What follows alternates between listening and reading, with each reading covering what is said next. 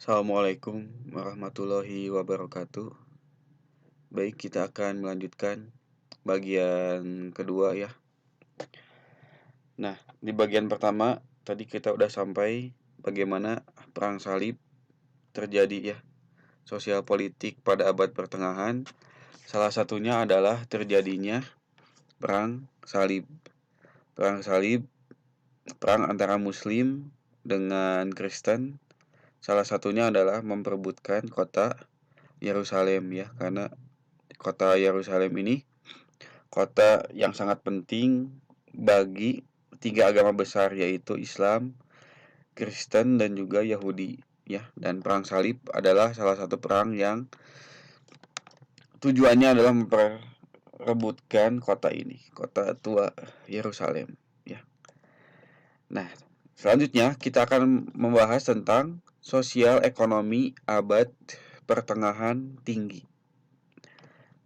Setelah tadi sosial politik, sekarang kita akan membahas di bagian kedua ini sosial ekonominya ya di abad pertengahan tinggi. Mari kita simak bersama. Sosial ekonomi pada abad pertengahan tinggi ditemukannya atau adanya revolusi pertanian dengan ditemukannya teknologi membajak sawah menggunakan binatang atau disebutnya collar harness dan yoke harness. Jadi di abad pertengahan ini baru ditemukan ya membajak sawah menggunakan binatang. Kalau kita mah sekarang kan udah pakai mesin ya membajak sawah itu. Tapi dulu di abad pertengahan ini baru ditemukan teknologi membajak sawah menggunakan binatang. Ya, baru ditemukan teknologi membajak sawah dengan binatang. Nah, dengan adanya teknologi membajak sawah dengan binatang ini, akhirnya hasil pertanian meningkat. Hasil pertanian meningkat, maka banyak orang yang bisa diberi makan. Orang banyak diberi makan berarti populasi orang bertambah. Itu ya rumusnya. Pertaniannya maju, hasil pertaniannya jadi banyak, hasil pertanian yang banyak itu bisa dikonsumsi oleh banyak orang. Kemudian hasil pertanian yang banyak itu meningkatkan populasi orang sehingga banyak orang yang kebutuhan pangannya itu terpenuhi karena hasil pertaniannya juga banyak. Maka disebutlah ini suatu teknologi ya. Teknologi membajak sawah dengan binatang ini termasuk teknologi karena meningkatkan hasil pertanian. Hasil pertanian meningkatkan populasi manusia yang bisa dikasih makan. Itu ya rumusnya. Yang kedua, bermunculannya tuan-tuan tanah mantan budak yang merdeka. Jadi rakyat-rakyat yang asalnya budak, yang cuma jadi buruh tani akhirnya merdeka. Kemudian mereka menjadi tuan tanah. Mereka kemudian melakukan ekspansi perdagangan, expansion of made, dan kebangkitan kehidupan kota, revival of town. Jadi ada perubahan sosial ekonomi ya. Banyak buruh-buruh tani, banyak buruh-buruh tani yang asalnya miskin, kemudian mereka mengubah hidup mereka menjadi tuan tanah. Kemudian mereka melakukan perdagangan hasil pertanian mereka, dan kemudian mereka ini banyak yang kaya raya dan pindah ke kota untuk kemudian memajukan kehidupan kota. Jadi banyak tuan tanah baru yang kaya raya karena hasil pertanian. Ya, jadi ada perubahan sosial ekonomi. Adanya perubahan sosial ekonomi di mana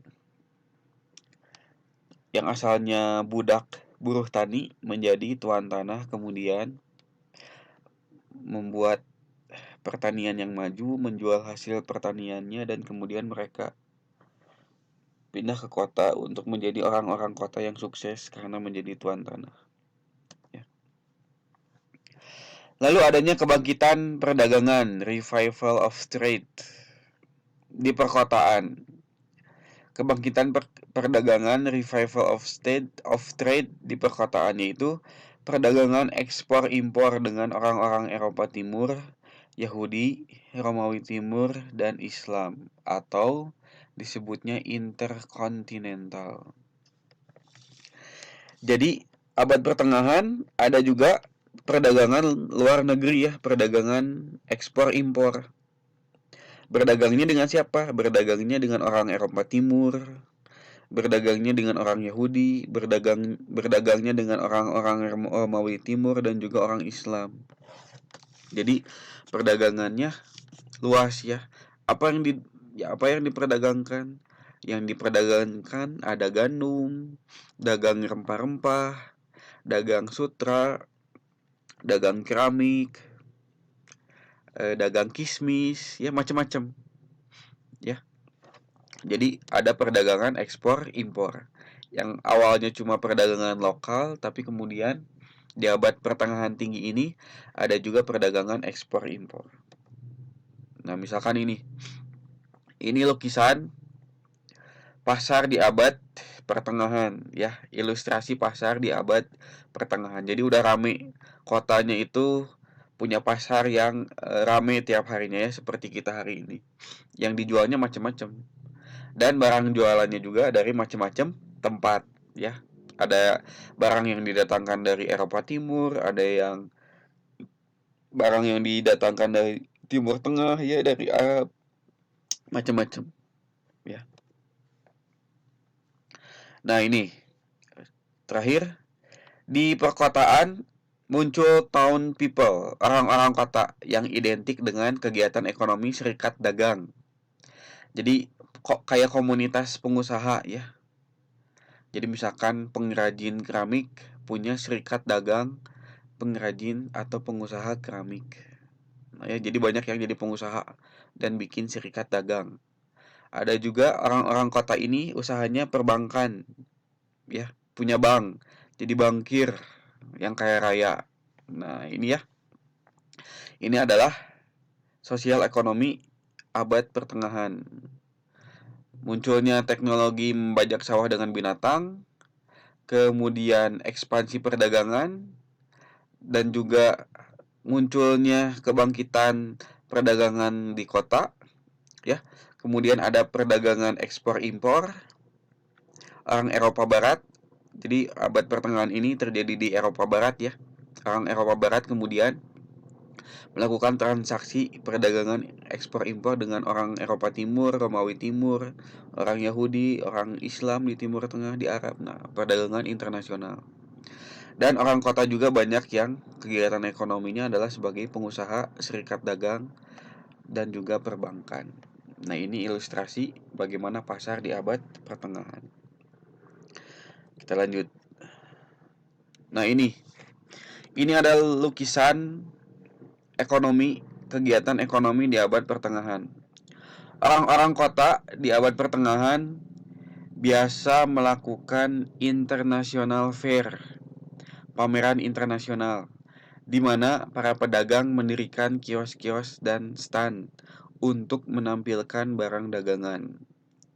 Setiap fair atau bazar berlangsung selama 6 minggu. Jadi di setiap kota di abad pertengahan, nah kayak kita sekarang ya. Jadi di setiap kota di abad pertengahan itu selalu ada yang namanya bazar. Bazar internasional. Dilaksanakan selama 6 minggu. Jadi pedagang dari berbagai wilayah, pedagang dari berbagai negara, pedagang dari berbagai daerah ngumpul di suatu kota kemudian melakukan bazar, memperkenalkan barang dagangannya dari daerah asalnya gitu ya. Pasti kalian tahu lah ya, bazar, karnaval, festival itu kan suka banyak stand-stand barang dagangan ya, memperjualkan barang dagangan dari daerahnya masing-masing. Jadi memperkenalkan nih dari pedagang Islam dari Arab Timur Tengah dagangnya apa sih? Ya pasti dagangnya kurma, kismis ya, kayu gaharu. Itu dari Arab. Kalau misalkan ada stand bazarnya itu dari Cina, apa yang dijual kalau stand dari Tiongkok, dari Cina, ya pasti mungkin keramik, sutra, kemudian jualan jahe, ya itu kalau dari Cina.